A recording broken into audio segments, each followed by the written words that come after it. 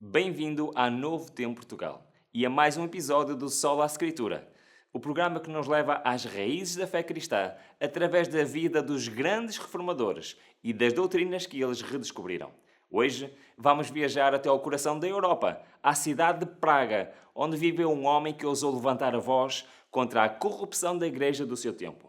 O seu nome era João Hus. Muito antes de Martinho Lutero, Hus já proclamava uma verdade central do cristianismo. Só Cristo é o cabeça da igreja.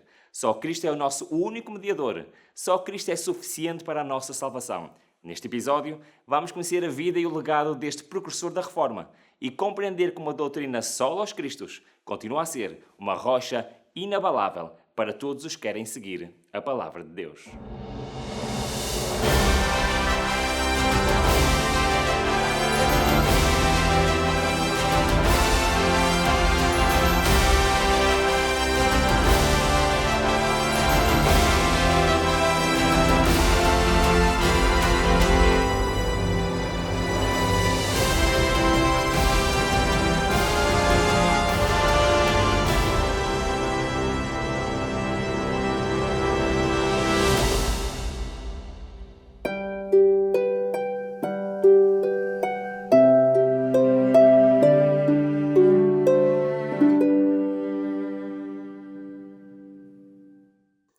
Ruben, hoje vamos até à Boémia, terra de um homem que levantou a voz contra os abusos da Igreja e proclamou que Cristo é a única cabeça.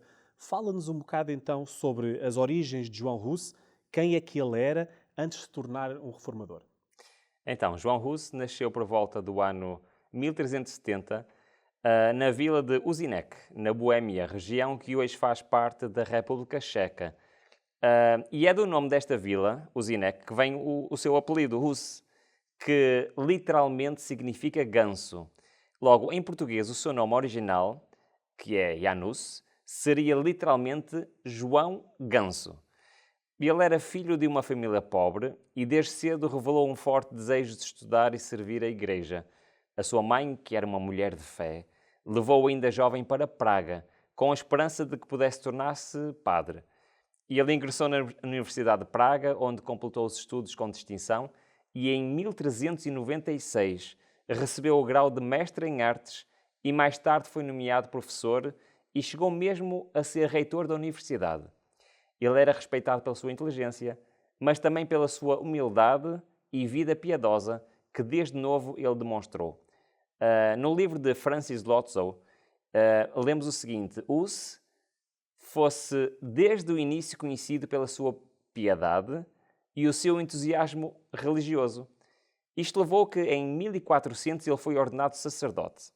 Ele tinha ambições académicas, mas também o desejo sincero de servir espiritualmente o seu povo. Este percurso levou a ser nomeado, 2 anos depois, pregador da Capela de Belém, um espaço lá em Praga dedicado à pregação na língua das pessoas, no checo. Bem, nós já vimos então que ele não nasceu um reformador. O que é que aconteceu na vida de João Hus para que ele começasse a desafiar o sistema religioso instituído naquele tempo?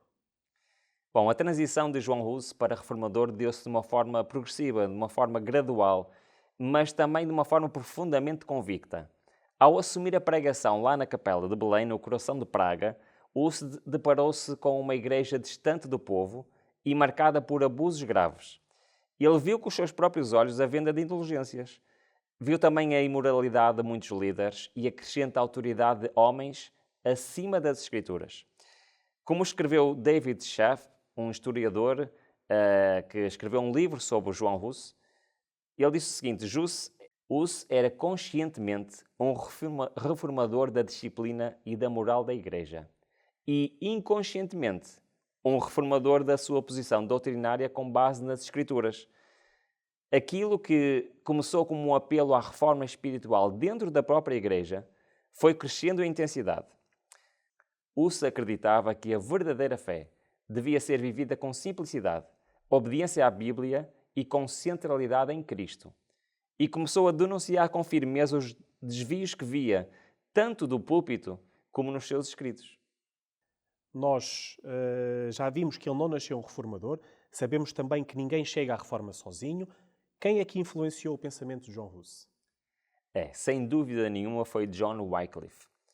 A influência teológica mais marcante na vida de Hus foi John Wycliffe. Este teólogo inglês que morreu em 1384 já defendia nessa altura que a Bíblia devia estar acima da tradição e que Cristo, e não o Papa, é o verdadeiro cabeça da Igreja. Os escritos de Wycliffe chegaram a Praga por meio de estudantes e professores que tinham passado lá na Universidade de Oxford. Muitos dos seus textos foram traduzidos para o latim e depois adaptados ao contexto boêmio. Hus teve acesso direto a esses escritos enquanto ele lecionava, enquanto ele era professor lá na Universidade de Praga, e ficou profundamente impressionado. No seu livro, David Schaft escreve o seguinte: Hus era considerado um discípulo fiel de Wycliffe. É certo que ele não adotou tudo o que Wycliffe escreveu, mas abraçou os princípios essenciais. Esta ligação entre os dois mostra que a reforma foi preparada em vários lugares por homens que nunca se conheceram pessoalmente, mas que partilhavam a mesma paixão pela verdade bíblica. As ideias de Hus eram fortes e, de certeza, certamente que não agradaram à hierarquia exposta naquela altura. Como é que começou o confronto entre João Hus e a Igreja de Roma? Então, esse confronto começou quando ele passou a denunciar publicamente práticas que ele considerava contrárias ao Evangelho, como a venda de indulgências, a corrupção moral do clero e a simonia. Bom, já agora, o que é isto de simonia? Simonia é uma prática que vem do nome de Simão o Mago, personagem que aparece em Atos capítulo 8. Foi aquele homem que tentou comprar o poder do Espírito Santo aos apóstolos e que foi repreendido pelo apóstolo Pedro. Então, o que é simonia? A simonia é o ato de comprar ou vender bênçãos espirituais, ou seja, cargos eclesiásticos, ou até funções dentro da igreja. Na Idade Média, isto tornou-se uma prática comum entre os sacerdotes. João Hus combateu a simonia com veemência, por acreditar que a igreja devia ser santa, devia ser pura e guiada apenas por Cristo, não por interesses económicos ou por interesses políticos. Então, as suas pregações lá na capela de Belém, lá em Praga, atraíam multidões, mas também chamavam a atenção das autoridades eclesiásticas. E em 1409, a situação ficou ainda mais grave quando o Papa Alexandre V proibiu a pregação em capelas particulares. Hus recusou-se a obedecer, afirmando que o mandato papal se opunha às Escrituras. E qual foi o resultado? Foi excomungado. Como explica David Schaft, ele não podia retratar-se porque, como repetia vezes sem conta, não estava disposto a ofender a Deus nem à sua consciência. Mas o momento mais tenso veio em 1412, quando o antipapa João XXIII ordenou a venda de indulgências para financiar uma guerra. Já agora só um parênteses, não é o que é isto de um antipapa? Antipapa é uma pessoa que se autoproclama papa, desafiando um outro papa que foi eleito legitimamente. Então, Hus denunciou a venda das indulgências como sendo um escândalo e declarou que nenhuma autoridade humana pode substituir Cristo como cabeça da Igreja. Por causa disso, foi-se considerado um herege e Praga mergulhou numa verdadeira crise religiosa e política. Nós sabemos então que depois desta excomunhão ele desaparece de Praga. O que é que aconteceu nesse tempo de exílio? Como é que João Hus viveu e o que fez durante esse período em que ele desaparece da cidade? Então, após a excomunhão, a sociedade de Praga mergulhou numa crise. As tensões entre os seguidores de Hus e os representantes do clero tornaram-se tão intensas que ele decidiu retirar-se da cidade para evitar conflitos maiores. E foi assim que começou o seu exílio voluntário lá no campo, entre 1412 e 1414. Mas o exílio não calou a sua voz. Pelo contrário, fortaleceu mais a sua voz. Durante este exílio, durante este período, longe da agitação da cidade, Hus não deixou de pregar. Como diz Pavel Sukhot no seu livro, Hus não se calou. Continuou a pregar onde podia, em bosques, em vilas e caminhos, seguindo o exemplo de Cristo. Ele também continuava a escrever e enviar cartas aos seus discípulos lá em Praga. Foi neste mesmo tempo que ele escreveu algumas das suas obras mais importantes, entre elas o tratado L'Ecclesia, onde apresentava a sua visão da Igreja como um conjunto de todos os verdadeiros crentes, tendo Cristo como a única cabeça. Bem, esse caminho de fidelidade levou-o até ao Concílio de Constança. O que é que o levou a aceitar ir a esse concílio e o que é que ele lá encontrou? Então, em 1414, Hus foi convocado para comparecer no Concílio de Constança, lá no sul da Alemanha, para se defender das acusações de heresia. O imperador Sigismundo concedeu-lhe um salvo-conduto, garantindo a sua presença e a sua segurança, antes, durante e depois do julgamento. Por isso, então, Hus achou que era seguro e decidiu ir com a consciência tranquila e pronto para explicar as suas convicções com base na Bíblia, com base nas Escrituras. Como escreveu Francis Lotso no seu livro, ele disse o seguinte: Hus foi livremente, sem qualquer coerção, ao Concílio Universal de Constança, desejando, como um bom e fiel cristão, libertar-se a si próprio e a seu país de acusações injustas perante um concílio geral de todo o mundo cristão. Mas, mal ele chegou a Constança, foi imediatamente preso. Eles ignoraram o salvo-conduto imperial e durante meses esteve preso em péssimas condições. Sofreu interrogatórios intensos, foi pressionado a retratar-se das suas ideias, mas ele recusou negar a verdade que via na palavra de Deus. A coragem de Hus durante este processo tornou-se lendária.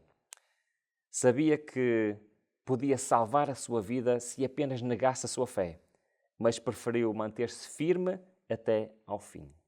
Infelizmente, o fim deste concílio de Constança marcou também o fim da sua vida. Como é que foi o desfecho desse julgamento? Infelizmente sim.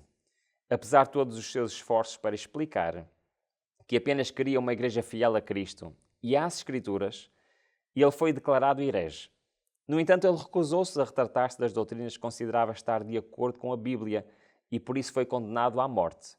E a 6 de julho de 1415 foi levado para o local da execução nos arredores de Constança. Ao chegar, tiraram-lhes a roupa, as roupas sacerdotais e colocaram-lhe uma coroa de papel com a inscrição herege obstinado. Depois amarraram-no ao poste e atearam fogo. Mas foi um momento marcante. Como registra David Shaft no seu livro, ao morrer, Hus realizou mais do que em vida. As suas últimas palavras foram uma oração. A morte de Hus não apagou a sua voz, pelo contrário, tornou-a ainda mais audível através dos séculos e por esse mesmo motivo ainda hoje, Tiago, estamos a falar precisamente dele, de João Hus. Então, qual foi, ou melhor, qual é ainda o legado de João Hus e qual é o impacto real de João Hus na história da Igreja e na história da fé cristã? O legado de João Hus é profundo e duradouro. Logo após a sua morte, os seus seguidores, conhecidos como hussitas, organizaram-se e continuaram a defender os seus ensinamentos, enfrentando perseguições e guerras para preservar a fé que ele proclamava. Mas a sua influência ultrapassou as fronteiras da Boémia. Um século mais tarde, o próprio Martinho Lutero encontrou os escritos de Hus e ficou profundamente impressionado e até comovido com admiração. Como escreveu Matheus Pinca no seu livro, Hus não foi apenas um precursor da Reforma. Foi um homem à frente do seu tempo, um profeta de uma nova era que estava por vir. Hus preparou o terreno para a Reforma Protestante. Não apenas pelas suas ideias, mas pelo seu exemplo de fidelidade até à morte. Foi um homem que amou a verdade mais do que a sua própria vida. E por isso hoje, olhamos para Hus como um símbolo de coragem espiritual, de fidelidade à Bíblia e de confiança plena em Cristo.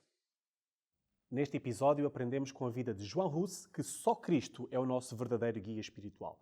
E esta verdade continua tão relevante hoje como no tempo da Reforma. Se quiser aprofundar este tema e descobrir como a Bíblia revela que só Jesus pode perdoar os nossos pecados, interceder por nós e ser o nosso único mediador, então temos para si uma oferta especial. Peça já a revista gratuita O Grande Conflito, um curso bíblico completo com 24 estudos sobre os grandes temas da fé cristã. O estudo de hoje é o número 3 e nele vai encontrar respostas claras e baseadas na Bíblia para perguntas como quem é o único que pode salvar-nos, porque é que não precisamos de outros mediadores, o que significa confiar em Cristo de todo o coração. Para pedir o seu exemplar, envie uma mensagem SMS ou WhatsApp para o 933 939291 ou visite o site cursos.novotempo.pt e é totalmente gratuito.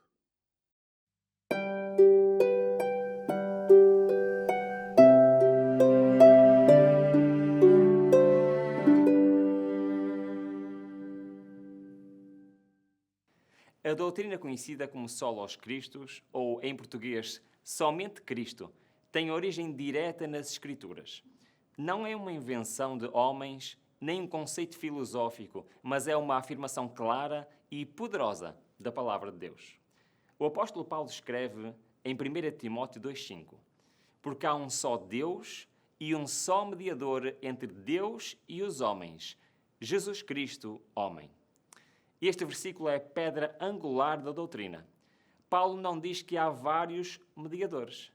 Não diz que há uma hierarquia de intercessores. Ele é claro. Há um só. É Jesus. A doutrina de somente Cristo é, portanto, uma confissão de que só Jesus tem o poder para perdoar, para salvar e reconciliar-nos com Deus.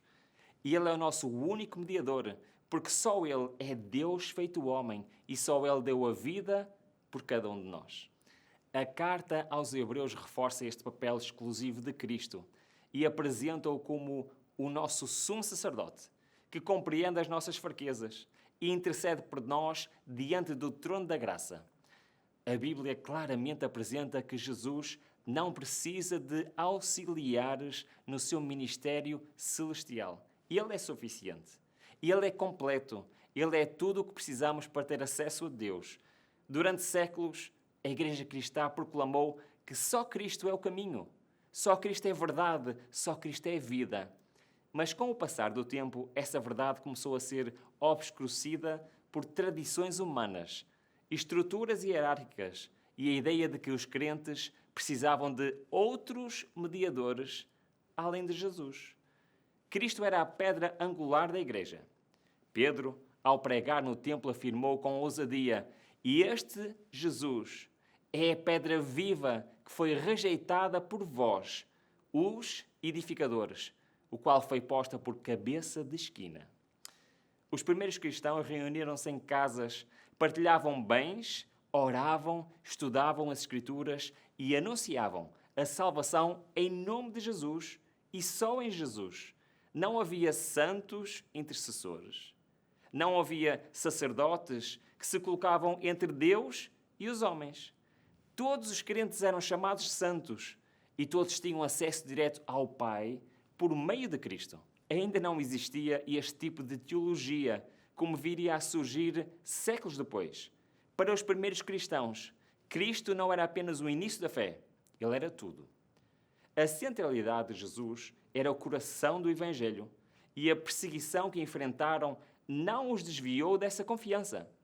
Muitos morreram confessando apenas o nome de Jesus. Não invocaram outros nomes. Não dependiam de ídolos, nem de rituais. Cristo era suficiente. Foi esta fé pura e centrada no Salvador que transformou o mundo romano. Uma fé sem templos grandiosos, sem alianças com poder, sem mediações humanas, apenas com Jesus no centro. Mas com o passar dos séculos, a simplicidade do Evangelho deu lugar a um sistema religioso complexo, com uma hierarquia definida e profundamente marcado por tradições humanas. Aquilo que os apóstolos tinham proclamado, que só Cristo é o mediador e o cabeça da Igreja, começou a ser esquecido.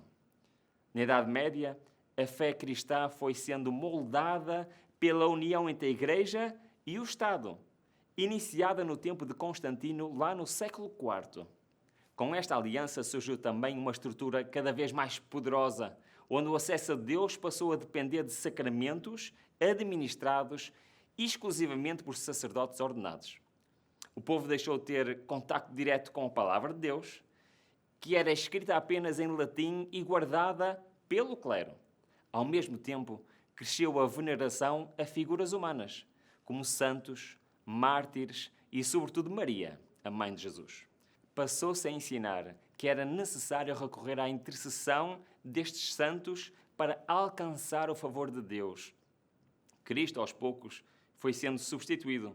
Não foi negado, mas rodeado de mediadores secundários. Além disso, o Papa passou a ser considerado o vigário de Cristo na Terra e a sua autoridade foi colocada acima da palavra escrita. A Igreja Romana afirmava que só ela podia interpretar corretamente as Escrituras e administrar a salvação. Então a salvação deixou de ser uma dádiva gratuita pela fé em Cristo e passou a ser administrada através dos sacramentos, das penitências, das indulgências, sendo a doutrina de somente Cristo praticamente apagada da vida da Igreja. Foi neste contexto que surgiram as primeiras vozes da Reforma, homens e mulheres que ousaram dizer não. Não precisamos de mediadores humanos, porque só Cristo é suficiente.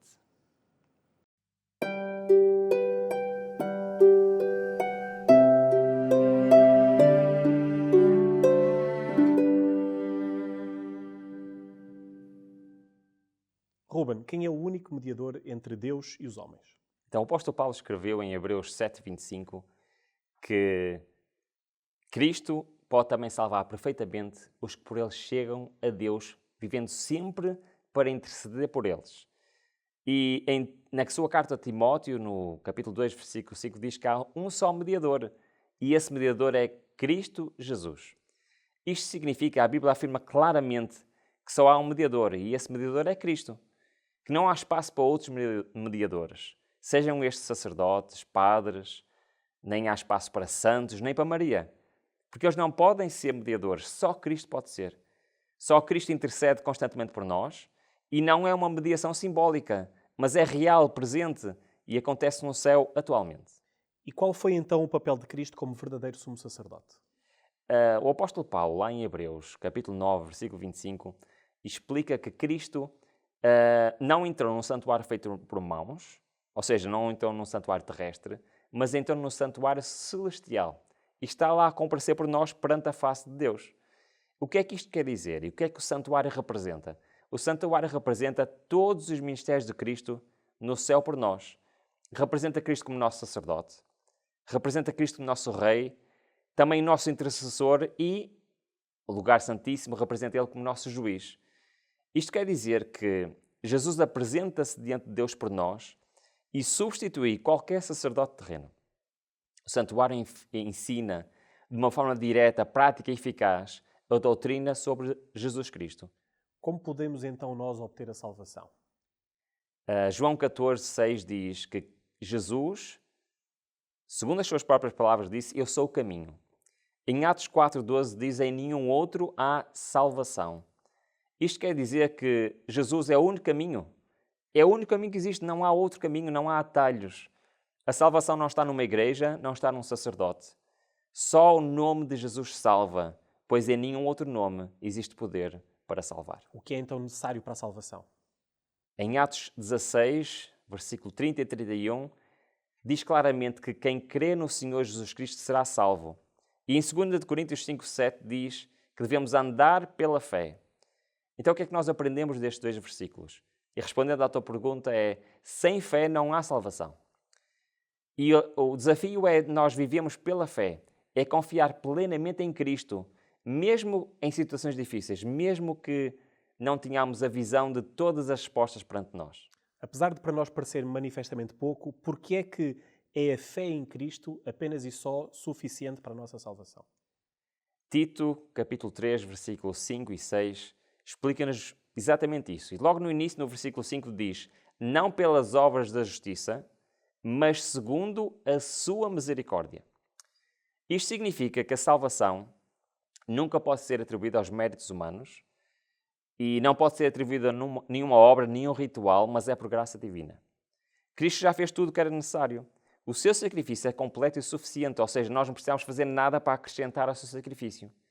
E porque Ele nos salvou, e reparem bem o que diz no versículo, salvou pela lavagem da regeneração e da renovação do Espírito Santo. Ou seja, por Ele podemos ser completamente transformados.